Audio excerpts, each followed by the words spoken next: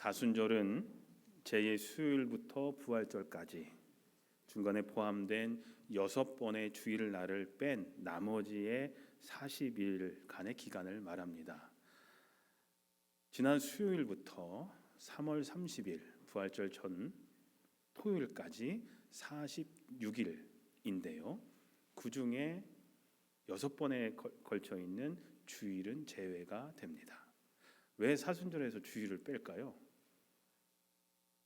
네? 부활절과 관련이 있죠. 6번의 주일은 뺍니다. 그 이유는 오늘 우리가 예배를 드리잖아요. 오늘 예배 드리는 이유가 주님의 부활하신 날이기 때문에 그래서 주일이라고 얘기를 하잖아요. 세상 사람들은 일요일 썬데이라고 얘기를 하지만 우리는 주일, 주님의 날, 주님이 부활하신 날이기 때문에 주일이라고 우리는 얘기를 합니다. 그리고 주일날 예배하는 이유는 주님이 부활하신 것을 기뻐하기 때문이죠. 기뻐하기 위해서 예배하는 것이죠. 그렇기 때문에 46일 중에 6번의 주일은 제외가 됩니다. 그래서 딱 40일, 그 40일이 사순절이라고 얘기를 하죠. 순이라는 말이 한자로 열을 나타내기 때문에 사순이라고 하면은 40일을 나타내는 거죠. 그래서 40일의 절기다라고 얘기를 할 수가 있습니다. 이 40이라는 숫자는 성경과 깊은 관계가 있는 숫자입니다. 이스라엘 백성들이 광야에서 훈련받은 기간, 광야를 떠돌던 기간이 몇 년이었죠? 40년이었습니다. 모세가 하나님의 사람으로 부름받기까지 광야에서 훈련받았던 기간이 40년이었습니다. 또 모세가 십계명을 받기 위해서 시내산에서 올라가서 기도했던 기간이 40일이었습니다. 엘리야가 또한 기도한 기간도 40일이었습니다. 예수님도 성령에 이끌려서 광야에서 며칠 동안 금식하고 기도하셨죠? 40일간 기도하시면서 공생애를 준비하셨고, 또 부활하신 후에 승천하시기까지 몇일 동안 이 땅에 계셨습니까?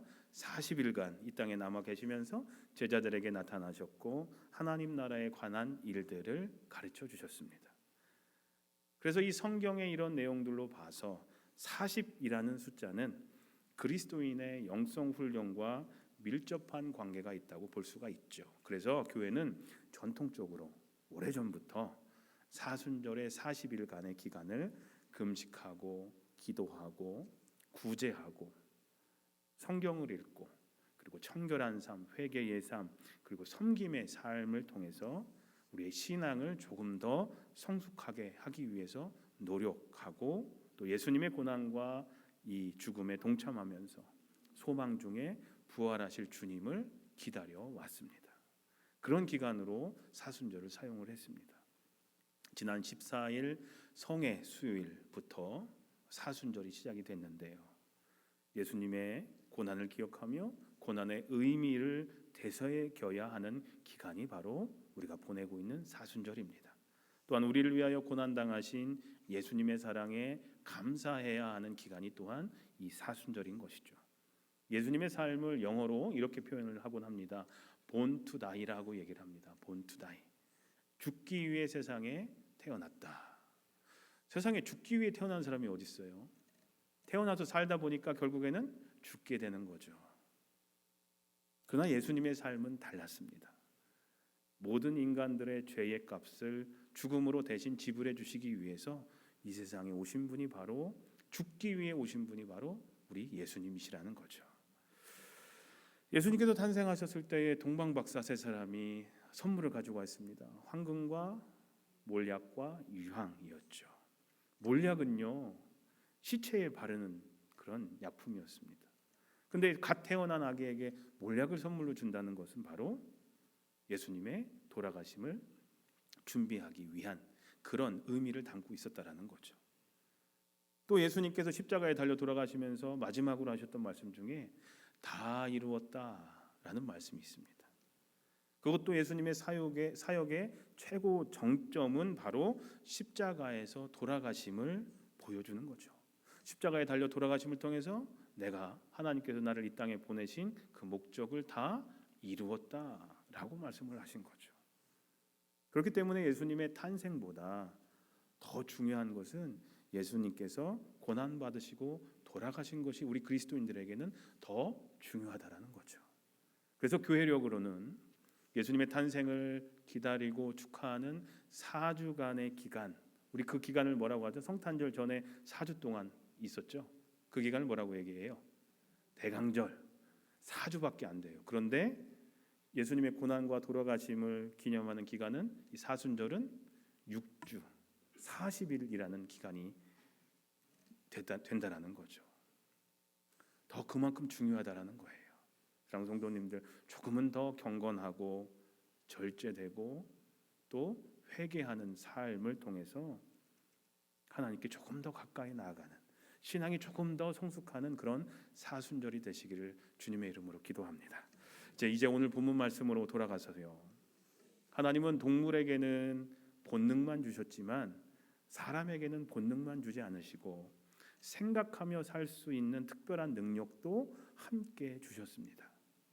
다시 말해서 하나님은 사람을 동물처럼 본능적으로 배만 채우는 것으로 만족하며 살도록 만들지 않으셨다라는 거예요. 동물은 배만 부르면 만족하고 그렇게 삽니다. 하지만 인간은 그렇게 창조되지 않았다라는 거예요. 사람은 배만 불러서는 인생의 만족을 얻지 못하도록 창조되었다라는 거죠. 대신에 우리는 하나님이 창조하신 그 목적에 맞도록 살아야만 참 행복, 참 만족, 참 기쁨을 느끼며 이 땅에서 살아갈 수 있다라는 겁니다. 우리가 잘 알고 있는 헬렌 켈러라는 사람이 있습니다. 태어날 때부터 듣지도 못하고 보지도 못하고 말도 할 수 없었던 3가지 장애를 가지고 있었던 사람이었습니다. 이 3중 장애를 가지고 태어났습니다. 그런데 아주 귀한 선생님을 만나죠. 설리번이라는 선생님을 만나서 이 장애 속에서도, 3중 장애 속에서도 다른 사람과 대화할 수 있는 능력을 배우게 됩니다. 이 헬렌 켈러에게 누군가 질문을 했어요. 태어날 때부터 시각장애인으로 태어나는 것보다 더 불행한 것이 무엇이라고 생각합니까? 그렇게 물었습니다. 그러자 이 헬렌 켈러가 대답을 했습니다. 눈이 있어 보기는 해도 비전이 없는 사람입니다. 눈이 있어서 세상의 아름다운 것들을 본다 할지라도 비전이 없는 사람이 더 불행한 사람이다 라고 이 사람은 얘기했다라는 거예요. 한마디로 인생의 목적도 없이 사는 사람이 이 세상에서 장애인으로 태어난 사람보다 더 불쌍한 사람이라는 거죠. 우리는 분명 우리의 먹을 것, 의식주만을 얻기 위해 사는 본능만을 만족하기 위해 이 땅에 태어나지는 않았습니다. 그렇기 때문에 우리 삶의 목적, 비전이 반드시 우리에게 있어야 된다는 거죠. 오늘 본문 말씀에는 본능적인 삶에만 만족하며 살았던 어부들을 부르셔서 그들에게 삶의 목적과 비전을 제시해 주시는 예수님의 모습을 볼 수가 있습니다. 예수님께서 갈릴리 바닷가를, 갈릴리 호수를 거니시는데 베드로와 그의 동생 안드레가 그물을 던지고 있는 것을 보게 됩니다. 그리고 그들에게 말씀하시죠. 나를 따라오너라, 내가 너희로 사람을 낚는 어부가 되게 하겠다 라고 그 형제들에게 말씀하십니다. 그러자 그들이 곧 그물을 버려두고 예수님을 따라 나섰다라는 것이 오늘 본문의 말씀입니다. 고기를 낚는 어부에서 사람을 낚는 어부의 삶을 살라고 예수님께서는 그들에게 비전을 제시해 주신 것이죠. 고기를 낚는다라는 의미는 여러분들 잘 아시다시피 생계를 위해 일한다라는 의미를 가지고 있습니다. 그러면 사람을 낚는다라는 의미는 뭘까요? 물론 직접적인 뜻은 사람을 구원하는 전도자로 삼겠다라는 의미일 겁니다. 그러나 좀 더 포괄적인 의미로 해석한다면 단순히 생계를 유지하기 위해 일하는 삶보다 좀 더 보람되고 사명을 감당하는 삶을 살게 하겠다라는 뜻이 그 안에 포함되어 있습니다. 즉 사람의 인생을 바꾸는 삶, 사람의 마음을 움직이는 삶, 사람의 영혼을 새롭게 하고 살리는 삶으로 이제 너희들의 삶의 목적을 바꿔주겠다라는 그 의미가 포함되어 있다라는 거죠. 여기서 우리는 예수님께서 우리를 예수님의 제자로 그리스도인으로 부르신 목적이 어디에 있는지를 알 수가 있습니다. 그것은요, 단순히 세상에서 먹고 사는 문제를 해결하기 위해 사는 고기 낚는 삶이 아니라 제자의 삶, 즉 사명자의 삶을 살게 하기 위함이라는 겁니다. 우리를 그리스도인으로 주님의 자녀로 삼아주신 이유는 바로 사명자로 살게끔 하기 위해서 우리를 먼저 불러주셨다라는 겁니다.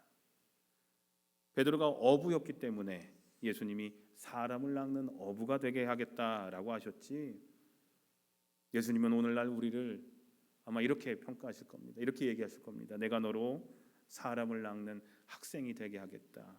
사람을 낚는 연구원이 되게 하고, 직장인이 되게 하고, 비즈니스 오너가 되게 하고, 세탁인이 되게 하고, 캐리아웃하는 오너가 되게 하고, 은퇴한 시니어가 되게 하겠다.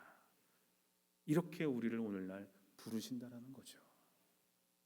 결국 세상 사람들에게 거룩한 영향력을 끼쳐서 이 땅의 하나님 나라를 확장하는 일에 우리 모두를 부르시고, 예외 없이 나는 은퇴했으니까, 나는 나이가 들었으니까, 나는 움직이기가 힘드니까, 내 몸 혼자 건사하기도 힘드니까, 예외 없이 그런 거 안 통하고요, 하나님 나라 갈 때까지 예외 없이 우리를 부르시고 우리들의 삶의 자리에서 우리를 사용하시겠다라고 우리를 원하신다라는 사실입니다. 이 고기를 낚는 삶과 사람을 낚는 삶을 이런 비유로 설명할 수 있을 겁니다. 고기를 낚는 삶은 항상 거울을 통해 자기 자신만을 바라보는 삶이라고 얘기할 수 있습니다. 거울을 보면 나만 보이죠? 거울 너머를 볼 수가 없습니다. 막혀 있어서. 사람을 낚는 삶이 그렇다라는 거죠. 고기를 낚는 삶이 그렇다라는 거죠. 하지만 사람을 낚는 삶은 창문을 통해서 다른 사람을 바라보는 삶이라고 얘기할 수 있습니다. 고기를 낚는 삶이 자기 자신만을 위한 이기적인 삶이라면, 사람을 낚는 삶은 남을 위한 이타적인 삶을 말합니다. 예수님은 베드로와 그의 동생 안드레에게 이러한 삶의 변화를 요구하셨던 겁니다.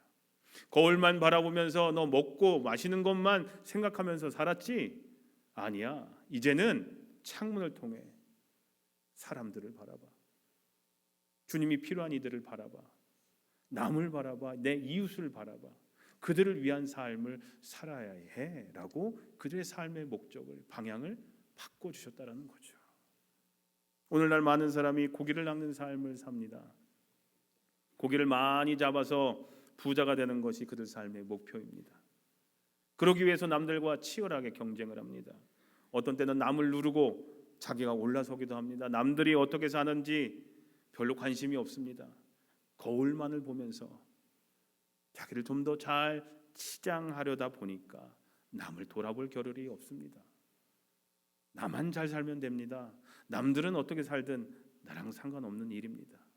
이게 고기를 낚는 삶을 사는 사람들의 삶의 모습입니다. 이렇게 사는 사람들은 세상의 기준으로만 본다면 성공하고 출세한 것처럼 보일 수 있습니다. 그러나 결국에 가서는 그들의 삶은 허무하게 끝나고 말 겁니다. 우리 지난주에도 말씀드렸지만 솔로몬이 다 경험하고 난 뒤에 뭐라고 얘기합니까?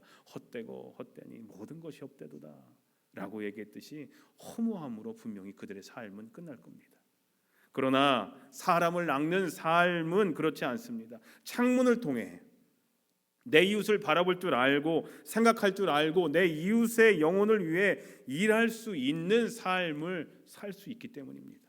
이 삶은 모든 사람에게 유익을 주는 삶이며 생명을 살리는 삶입니다. 그리고 이것이 바로 예수님이 오늘날 우리에게 원하시는 사명자의 삶이라는 겁니다. 오늘날 그리스도인들이 그렇게 살기를 원하신다라는 겁니다. 사랑하는 성도님들, 세상에는 5천 명이 먹어야 할 것을 혼자 먹는 사람들이 있고, 예수님께 자기의 도시락을 드렸던 한 아이처럼 한 사람이 5천 명을 먹이는 삶을 살아가는 사람들도 있습니다. 고기만을 많이 낚으려는 삶을 사는 사람은 자칫하면 5천 명이 먹어야 할 것을 혼자 먹는 이기적인 삶을 살 수도 있습니다. 그러나 사람을 낚으며 많은 사람에게 유익을 주겠다라는 사명을 갖고 사는 사람은 5천 명을 먹이는 복된 삶을 분명히 살게 될 줄로 믿습니다. 여러분들 어떤 삶을 살고 싶으십니까? 5천 명이 먹을 걸 나 혼자 다 가지고 살고 싶으십니까? 아니면 내가 가지고 있는 것이 비록 작을지라도 하나님의 능력을 통해서 5천 명을 먹이고도 남기는 그런 삶을 살고 싶으십니까? 사랑하는 성도님들, 예수님께서는 베드로에게 삶의 변화를 요구하셨듯이 예수님은 오늘 우리에게도 사명자의 삶을 살도록 요구하심을 꼭 기억하시길 바랍니다. 우리는 하나님의 자녀로서 예수님의 제자로서 우리에게 주어진 사명을 깨닫고 그 사명을 감당하며 살아갈 때 비로소 하나님께서 기뻐하시는 보람된 삶, 이 땅에 우리를 보내신 목적에 맞는 삶을 분명히 살게 될 줄로 믿습니다. 어떤 분들은 제자로서 사명자의 삶을 살고는 싶지만 자기에게 주어진 사명이 구체적으로 무엇인지 잘 모르겠다라고 생각하시는 분들도 있습니다. 또 어떤 분들은 사명이다 라고 하니까 너무 거창하게만 생각하고 그러한 삶을 살기에 엄두가 나지 않는다라고 말씀하시는 분들도 있습니다. 그래서 아프리카 오지나 남미나 그런 데 가서 선교지에 가서 복음을 위해 일생을 바치는 것만을 사명자의 삶이라고 생각하곤 합니다. 때로 목회자가 되어서 일생을 헌신하는 것만이 사명자의 삶이라고 이해하기도 합니다. 그래서 사명이라는 말 자체에 큰 부담을 갖습니다. 나와는 상관없는 것처럼 여깁니다. 몇몇 극성스러운 몇몇만이 해당된다라고 생각하는 분들도 있습니다. 그러나 사명은 그렇게 거창한 면만 있는 것은 아닙니다. 자, 그렇다면 사명이란 무엇이냐? 사명자의 삶을 살라고 얘기를 하고 있는데 사명이란 무엇이냐? 사명이란 자기에게 주어진 환경 속에서 자기에게 주어진 것들을 가지고 첫째로는 하나님께 영광을 돌리며 둘째로는 이웃에게 유익을 주는 크고 작은 모든 행위들을 사명이라고 얘기할 수 있습니다. 자, 이렇다면 사명은 누구든지 할 수 있습니다. 둘째로 사명은 새롭게 주어지는 것이 아니라 이미 주어진 것을 깨닫는 것이 사명입니다. 이미 사명은 우리에게 하나님께서 허락하셨고 주셨다라는 거죠. 그것을 우리가 깨닫지 못하고 실천하지 못해서 문제지. 사명은 이미 우리에게 주어졌다라는 거죠. 물론 모세가 호렙산에서 하나님으로부터 새로운 사명을 받았듯이 또 이사야나 예레미야가 하나님의 음성을 들음으로 사명을 받았듯이 하나님으로부터 직접 받는 사명도 있을 겁니다. 목회자가 되는 과정 중에 제일 먼저 물어보신 것이 뭐냐면 그 목회위원회에서 안수위원회에서 너의 콜링 스토리를 얘기하라 이겁니다. 하나님이 너를 부르신 사명자로 부르신 그 스토리를 먼저 얘기하랍니다. 그게 이상하면 이 사람은 이 안수위원회에서 탈락하는 경우들이 있어요. 그거부터가 중요하거든요. 근데 그렇게 사명을 받는 사람들도 있습니다. 그러나 대부분 우리가 감당해야 할 사명은 이미 말씀을 통해 하나님의 말씀 속에서 이미 다 기록되어 있다라는 거죠. 그리고 그 사명을 감당할 만한 은사들을 하나님은 이미 우리에게 주셨다라는 사실입니다. 그러므로 우리는 하나님께서 나에게 주신 특별한 사명은 없다라고 생각하지 마시고 하나님께서 나를 통해 이루시기를 원하시는 것이 무엇이고 나는 그러한 사명을 감당하기 위해 어떠한 은사들을 가졌는지를 찾고 기도해야 한다라는 겁니다.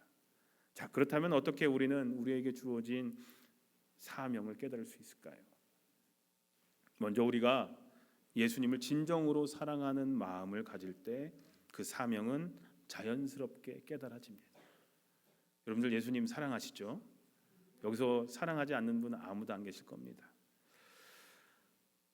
우리가 누군가를 사랑할 때 배우자든 자녀든 내 손자, 손녀든 누군가를 사랑할 때 그 사람이 원하는 것을 어떻게든 해주고 싶어하는 마음이 생기실 겁니다. 그죠?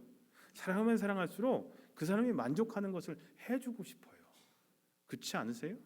내 자녀들에게, 내 손주들에게 사랑하기 때문에 걔들이 원하는 거 어떻게든 다 해주고 싶어요. 그렇죠? 내 부모님이, 내가 부모님을 사랑하기 때문에 부모님이 원하시는 것, 그것이 여행이든 그것이 무엇이든 좋은 가방이든 뭐든 원하시면 해드리고 싶은 게 자녀의 마음이죠. 사랑한다면 마찬가지라는 거죠. 우리가 진정으로 예수님을 사랑한다면, 여러분들 다 사랑한다고 말씀하셨는데, 사랑한다면 그분이 원하시는 것, 그것이 무엇인지 깨닫고 그분이 원하시는 대로 살아가면 된다라는 거죠. 뭐 예수님이 무슨 백이 필요하겠습니까? 좋은 차가 필요하겠습니까? 그런 게 필요 없죠. 부모가 자녀에게 원하는 게 뭡니까? 부모 말씀 잘 듣고 효도하면서 잘 살아가는 거 아니겠습니까? 마찬가지로 예수님도 우리에게 원하시는 것이 그겁니다. 예수님이 돈이 필요하겠습니까? 그 종이 쪼가리가 필요하겠어요? 금속이 필요하겠습니까? 필요하지 않습니다. 예수님 말씀대로 우리가 살아가는 것, 그것을 우리 주님은 원하시죠. 근데 우리가 진정으로 예수님을 사랑한다면 그분이 원하시는 대로 살아갈 수밖에 없다라는 거죠. 그렇게 안 산다는 건 무슨 뜻이에요? 그만큼 안 사랑한다는 뜻이에요. 솔직히요. 사랑한다 사랑한다 입으로만 얘기를 하지 진짜로는 사랑하지 않는 거예요. 조금밖에 안 사랑하는 거예요. 그러니까 그분이 원하시는 대로 못 사는 거죠. 그분을 기쁘시게 하기 위해서는 우리가 그분이 원하시는 대로 살아야 되잖아요. 근데 그렇게 못 산다는 건 뭐예요? 그만큼 덜 사랑한다는 거죠. 예수님 이만큼 사랑하고 다른 것도 이만큼 사랑한다는 거예요. 예수님을 한꺼번에 다 사랑해야 되는데 일부분만 사랑한다는 뜻이라는 거죠. 우리가 예수님을 진정으로 사랑하면 주님이 나를 향한 그 사명을 깨닫게 될 겁니다. 둘째로 열린 마음으로 하나님의 말씀을 읽을 때 분명 우리를 향한 사명을 깨닫게 됩니다. 셋째로 하나님의 뜻에 순종하는 마음으로 기도할 때 우리는 사명을 깨닫게 됩니다. 주님 말씀해 주십시오. 제 마음을 성령님으로 감동시켜 주십시오. 제가 순종하겠습니다. 라는 자세로 기도하면 됩니다. 그러면 우리를 향하신 하나님의 귀한 뜻을 분명히 깨닫게 될 줄로 믿습니다. 그리고 그렇게 깨달은 대로 살면 됩니다. 어렵습니까? 쉽잖아요. 깨달은 대로 살면 됩니다. 이것이 곧 제자의 삶이고 사명자의 삶을 사는 겁니다. 우리가 몰라서 말씀을 몰라서 못 사는 것이 아니라 그렇게 안 살아서 못 사는 겁니다. 안 그렇습니까? 여러분들이 말씀을 몰라서 못 사는 거예요? 아니죠. 이미 알고 있는 말씀이 얼마나 많은데요. 그렇게 못 살아서 안 살아서 못 사는 겁니다. 첫째로 사명이란 자기에게 주어진 환경 속에서 자기에게 주어진 것을 가지고 하나님께 영광을 돌리며 이웃에게 유익을 주는 크고 작은 모든 행위들을 말한다고 말씀드렸습니다. 둘째로 사명은 새롭게 주어지는 것이 아니라 이미 주어진 것을 깨닫는 것이라고 말씀을 드렸습니다. 마지막으로 제자의 삶, 사명자의 삶을 살려면 자기를 부인해야 합니다. 사도 바울은 이렇게 고백합니다. 우리 같이 한번 말씀 읽어볼까요? 시작.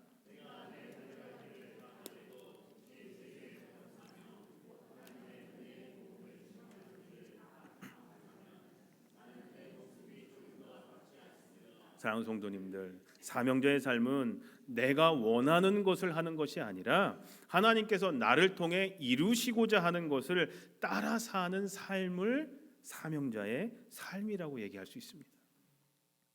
그것이 교회이든 교회 밖이든 어디서든 내가 하고 싶은 대로 하는 것이 사명자의 삶이 아니라 하나님이 정말로 나를 통해 이루시고자 하는 일들을 해 나가는 것이 사명자의 삶이라는 것입니다. 즉 육신의 소욕대로 사는 삶이 아니라 성령의 소욕대로 사는 삶이 바로 사명자의 삶인 것입니다. 그러한 삶을 살려면 자신의 욕심을 버려야 합니다. 절제해야 합니다. 자신을 내려놓을 때 과감히 내려놓을 줄 알아야 됩니다. 그것이 내 생각이든 내 고집이든 내 경험이든 심지어 내 자존심까지도 내려놓을 줄 알아야 됩니다. 예수님이 사람을 낚는 어부가 하겠다고 부르실 때 그들이 그물을 버려두고 예수님을 따랐던 것처럼 우리도 우리 자신을 부인하고 우리의 자존심까지도 다 내려놓고 성령님께서 인도하시는 대로 따라 살아야 할 줄로 믿습니다. 그러나 우리가 제자로서 이 땅에서 살아가지만 분명히 기억해야 할 것이 있습니다. 하나님은 우리의 약함을 이미 다 아신다라는 겁니다. 우리가 얼마나 연약하고 부족한지 다 아신다라는 겁니다. 예수님은 어부를 부르셨습니다. 예수님은 이미 그 어부들이 사람 낚는 제자들이 될 만한 자격이 없다라는 것 다 알고 계셨습니다. 하지만 그들이 순종했기 때문에 그들에게 능력을 주셨고 그들의 약함을 강함으로 바꿔주셨습니다. 마찬가지로 주님은 우리의 연약함, 부족함을 이미 잘 알고 계십니다. 뭐가 약한지도 이미 다 알고 계십니다. 뭐 때문에 자주 넘어지는지도 다 알고 계십니다. 하지만 우리가 너를 사명자로 내가 사용하겠다라고 부르실 때 그 부르심에 아멘으로 순종하며 제자의 삶, 사명자의 삶을 살겠다라고 하나님께 다짐만 한다면 미련한 자들, 부족한 자들을 통해 일하시고 역사하시는 우리 하나님께서 그 놀라운 일들을 분명 우리들의 삶을 통해 이루어 주실 줄로 믿습니다. 사랑하는 성도님들, 예수님은 오늘도 우리를, 저와 여러분을 사람을 낚는 어부의 삶으로 초대하십니다. 나만 바라보던 삶에서, 거울을 통해 나만 바라보던 삶에서 이제는 창문을 통해서 너를 바라볼 줄 아는 삶을 살라고 우리를 부르십니다. 그 부르심에 주님, 제가 여기 있습니다. 저를 사용해 주십시오. 어떤 일이든, 제가 할 수 있는 어떤 일이든 저를 사용해 주십시오. 이렇게 그 부르심에 응답하며 사시기를 간절히 소원합니다. 그래서 고기만을 낚는 삶이 아니라 사람을 낚는 삶, 하나님의 비전을 품고 사시는 진정한 사명자들이, 제자들이 모두 다 되시기를 주님의 이름으로 간절히 소원하며 축원합니다. 이 시간 다 함께 기도했으면 좋겠습니다. 우리 소리내어서 기도하실 텐데, 하나님, 제 사명은 무엇입니까? 저를 향한 주님의 비전은 무엇입니까? 현재 저의 삶의 자리에서, 현재 저의 삶을 통해 우리 배단위 교회를 통해서 이루시고자 하시는 주님의 꿈은 무엇입니까? 고기 낚는 삶에 만족하지 않게 하시고 사람을 낚는 삶, 사명자의 삶을 이제는 살아가게 해주십시오. 우리 함께 소리내어 기도하도록 하겠습니다. 기도하겠습니다. 하나님, 저희를 사명자의 길로 불러주셨습니다. 저희는 세상 속에 살면서 고기만을 낚는 삶에 빠져 살아가곤 했습니다. 내 인생, 내 삶에만 관심을 가졌습니다. 나만 관심 가졌습니다. 너를 바라볼 줄 몰랐습니다. 이웃을 바라볼 줄 몰랐습니다. 하지만 우리 주님은 우리를 사명자의 삶으로 부르십니다. 주님의 그 부르심에 응답하게 해주시옵소서. 그 부르심에 외면하지 않게 하시고 응답하여서 부족한 일을 들어 사용하시는 하나님의 놀라우신 역사하심을 경험하게 해주시옵소서. 그래서 저의 삶을 통해서, 사명자의 삶을 통해서 주님의 꿈을 이루어드리는, 주님의 비전을 이루어드리는 그런 복된 삶을 살 수 있도록 하나님 인도해 주시옵소서. 하나님, 이제 사람을 낚는 삶을 살기를 원합니다. 사명자의 삶을 살게 해 주시옵소서. 저희는 부족합니다. 하나님, 인도해 주시옵소서. 하나님, 육신의 소욕을 쫓아 사는 삶이 저희의 삶의 목적이 되지 않게 해 주시옵소서. 성령님을 따라 사람을 낚는 삶, 사람을 살리는 삶, 주님의 꿈을 이루어드리는 사명자의 삶을 오늘도 내일도 주님 나라 갈 때까지 살아가게 해 주시옵소서.